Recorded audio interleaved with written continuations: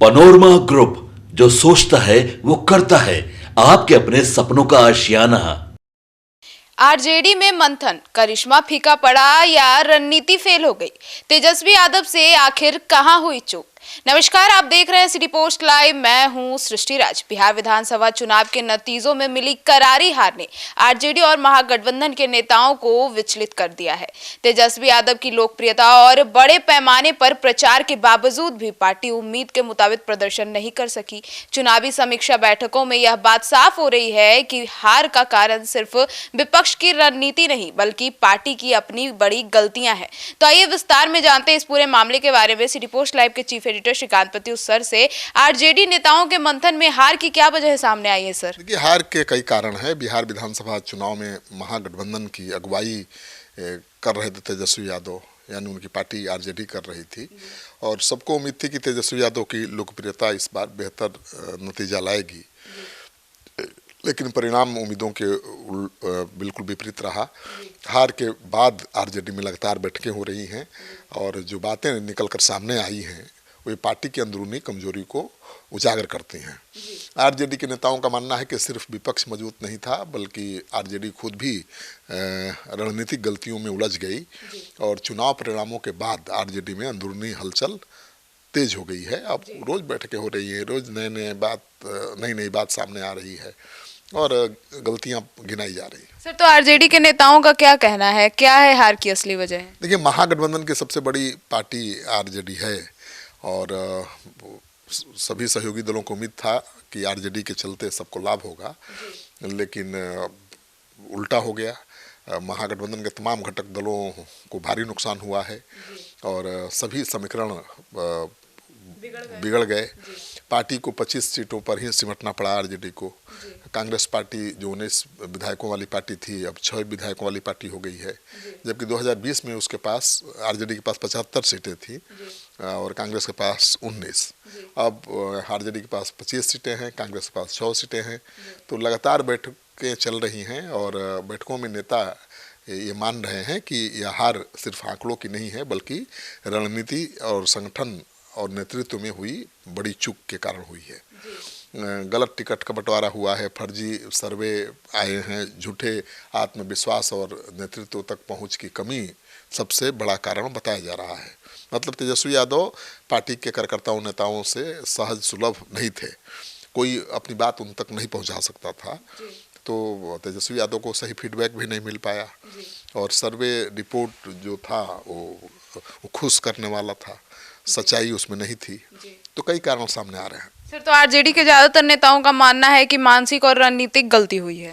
हाँ, तेजस्वी यादव की छवि एक युवा नेता की है, लेकिन अंदरूनी बैठकों में कई नेताओं ने कहा कि अनुभव की कमी और रणनीति में खामी दिखी और पार्टी के कई पुराने नेताओं का आरोप है कि चुनाव के दौरान उनसे मिलने या सलाह लेने में बहुत मुश्किल होती थी। तेजस्वी यादव से कोई बड़ा नेता भी मिल नहीं पाता था और एक नेता ने नाम नहीं सामने लाने की शर्त पर कहा कि तेजस्वी जी तक बात पहुंचाना बहुत मुश्किल काम है और कार्यकर्ताओं की आवाज़ नेतृत्व तक जा ही नहीं रही थी। तेजस्वी यादव ने करीब 40 से ज़्यादा सीटों पर खुद प्रचार किया, लेकिन उसका कोई खास असर दिखाई नहीं दिया।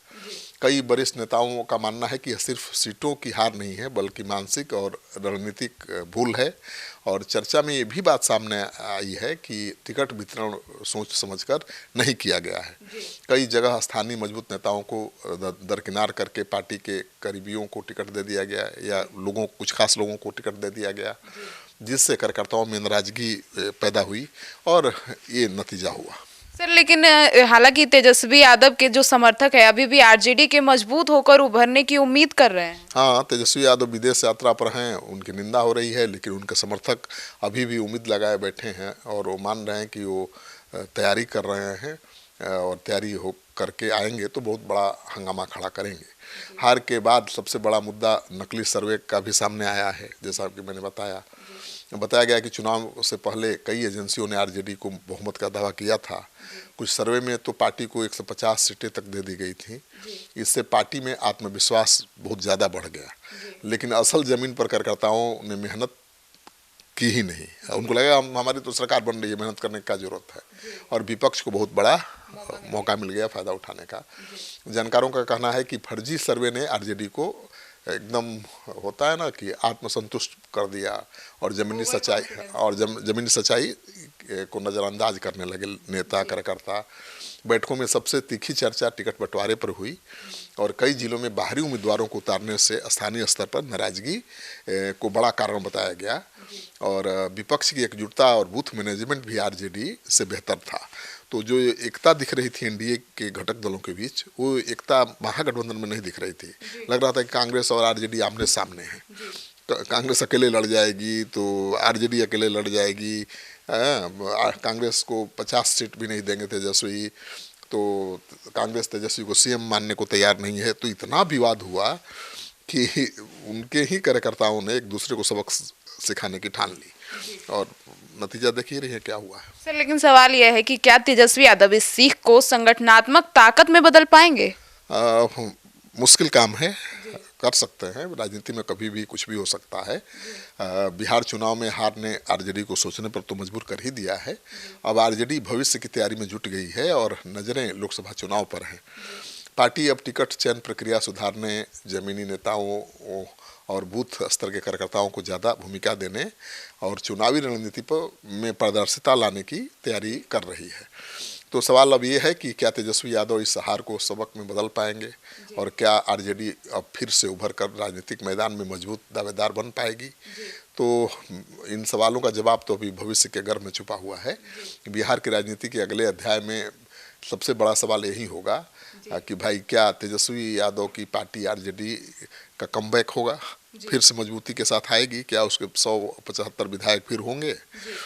तो ये अब तो चुनाव के बाद ही पता चलेगा। उसके लिए तो 5 साल इंतजार करना पड़ेगा। अभी तो लोकसभा चुनाव सामने है और अभी से सवाल उठने लगे हैं कि क्या कांग्रेस आरजेडी के साथ चुनाव लड़ेगी और लड़ेगी तो कितनी सीटों की मांग करेगी। पहले तो 8-9 सीट पर मान जाती थी, अब तो सूत्र बता रहे हैं कि बराबरी की मांग होगी। मतलब तेजस्वी अगर 20-15 पर लड़ेंगे तो 15 कांग्रेस भी मांगेगी और 10 सीटों में ही दूसरे दलों को संतुष्ट करना पड़ेगा। तो मुश्किल गंभीर है। मुझे लगता है कि मुश्किल बढ़ी है तेजस्वी यादव की। तो सुना आपने हमारे इस डिबेट को, तो अब आपकी क्या राय है आरजेडी को लेकर? अपनी राय कमेंट सेक्शन में जरूर बताइएगा। धन्यवाद।